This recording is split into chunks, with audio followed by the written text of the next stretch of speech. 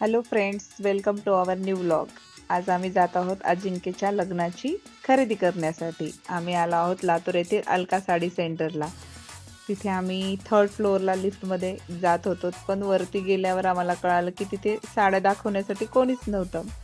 भरपूर साड्या आम्ही तिथे पाहिल्या, पण कोणती घ्यावी काही कळतच नव्हतं.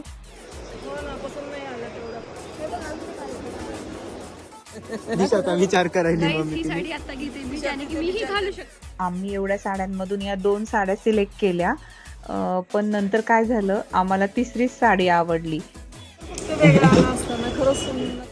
तर आम्ही यातली स्काय ब्ल्यू कलरची साडी घ्यायची ठरवली आणि ती फायनल पण केली. तर यावर त्यांनी ज्वेलरी काय घालायचा असा प्रश्न केला आणि त्याची परचेसची किंमत होती 8000 रुपीज. आम्ही निघालो पुढील खरेदीसाठी.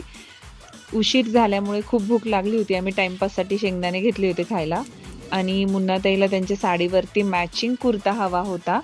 मॅचिंग कुर्त्यासोबत त्यांनी चुकून प्लाझो मागितला. आमचं काय हसणं आम्हाला सुधरत नव्हतं. हसण्याचा गोंधळ दिसेलच तुम्हाला.